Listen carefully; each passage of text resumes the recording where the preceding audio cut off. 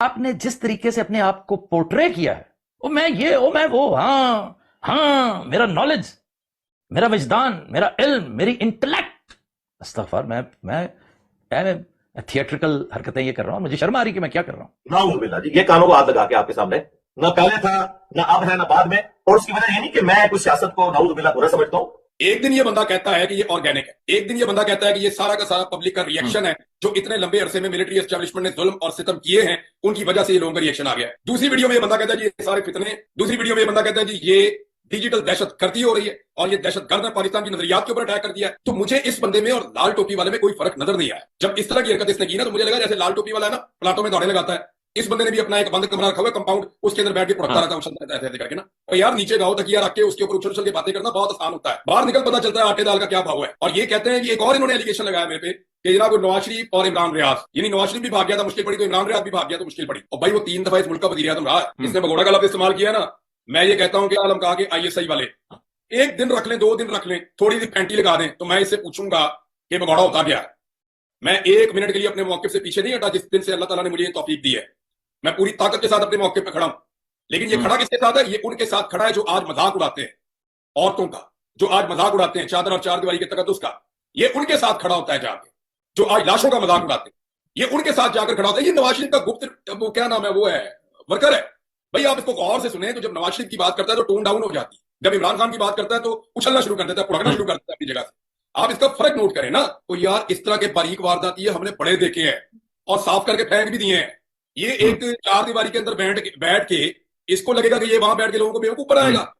یہ اس کا وہی حال ہے جو اس سے پہلے بہت سارے لانچ ہوئے ہیں بندے، پتہ نہیں کوئی شوق ہوگا جو انہیں پورا کرنا ہوگا، بھائی اتنا بلا کوئی بھی نہیں ہوتا، یہ بہت ہی فارغ آدمی ہے اور دماغ کی دہی ہے بہت بڑی۔ نمبر 1 یہ ثابت کرے کہ میں نے سیاسی جلسے میں تقریر کی، نمبر 2 یہ ثابت کرے کہ میں اور فیض حمید دونوں اکٹھے تھے اور ہم پاکستان میں بندے اغوا کروا رہے تھے۔ دوسری بات اس نے یہ کیا نا میرے اوپر، یہ میرے پہ اس نے ایلیگیشن لگایا نا۔ تیسرا یہ ثابت کرے کہ میں نے ان 3 صحافیوں کا جن کا اس نے نام لے کر کہا کہ میں نے ان کا مذاق اڑایا جب ان کے اوپر مشکل وقت آیا، حالانکہ میں آپ کو کلپ دے چکا ہوں جس کے اندر میں نے یہ بتایا کہ جناب میں تو ان کے لیے آواز اٹھا رہا تھا، حالانکہ جو ابصار عالم ہے اس نے اپنے منہ سے کہا تھا کہ میرا صحافت سے کوئی تعلق نہیں ہے، اور یہ ابصار عالم کو آج یہ صحافی کہتا ہے وہ اتنا بڑا فراڈ ہے، اس نے ہمیں اتنے نوٹس بھیجے، پیمرا کے اتنے نوٹس بھیجے اس بندے نے، اور ایسا فراڈ آدمی ہے کاشف عباسی کو، یعنی ایتھکس چیک کریں آپ کہ اپنا ویلاگ چل رہا ہے اس میں کاشف عباسی کو فون لگا دیا اور فون لگا کے we are standing with you Kashif میں آپ کو اسپیکر پہ ڈال رہا ہوں، اور اس کے بعد جناب انگلیوں سے مٹی چاڑ کے نکل گیا۔ جاؤ نا جا کے بات کرو اپنے آقا سے نواز شریف سے کہ کاشف عباسی کا پروگرام کیوں بند کیا ہے، جا کے بات کرو اپنے آقا سے آرمی چیف سے یا DG ISI سے کہ کاشف عباسی کا پروگرام کیوں بند کیا ہے۔ کاشف عباسی نے سچ بول دیا، اس کا پروگرام بند کر دیا، حبیب اکرم نے سچ بول دیا، اس کا پروگرام بند کر دیا، سمینا پاشا نے سچ بول دیا، اس کا پروگرام بند کر دیا، عمران ریاض کا پروگرام بھی بند کر دیا، پارس کا پروگرام بھی بند کر دیا، اور یہ مقبول جان کا پروگرام بھی بند کر دیا، ہارون رشید صاحب کو بھی اپنا دشمن بنا لیا۔ کوئی بندہ تو چھوڑ دو بھائی، احمد فرحاد کے ساتھ کیا کیا انہوں نے، اکبر باجوہ کے ساتھ انہوں نے کیا کیا، اور جو باقی ہمارے صحافی ہیں سب کے ساتھ انہوں نے کیا کیا۔ اب تو تقریباً ہمارے 30 کے قریب بندے ہو گئے ہیں، صابر شاکر، گوئی پیرزادہ،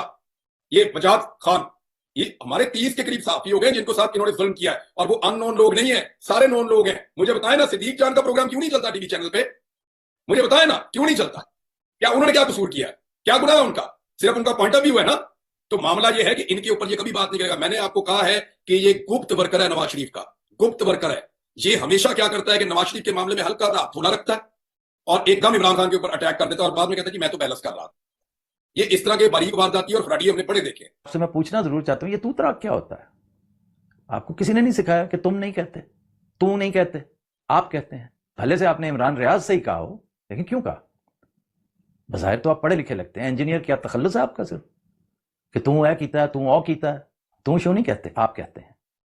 آپ کہنے کا حوصلہ پیدا کریں۔ آپ نے رابطہ کیا اور بجائے اس کے کہ آپ بھی باقی لوگوں کی طرح خود کوئی رائے قائم کرتے، ڈائریکٹ مجھ سے ہی پوچھ لیا۔ آفتاب اقبال صاحب ہوں یا عمران ریاض صاحب، ان سے میرا بڑا احترام کا رشتہ ماضی میں بھی تھا اور آج بھی ہے اور مستقبل میں بھی رہے گا، کیونکہ دین کا رشتہ تو کبھی نہیں ٹوٹتا۔ تو یہ سٹارٹ کیا تھا عمران ریاض خان صاحب نے حفظہ اللہ تعالیٰ، آج سے آلموسٹ کوئی 2 ہفتے پہلے انہوں نے ایک ولاگ کیا میری 7 مہینے پرانے والی ویڈیو اٹھا کر،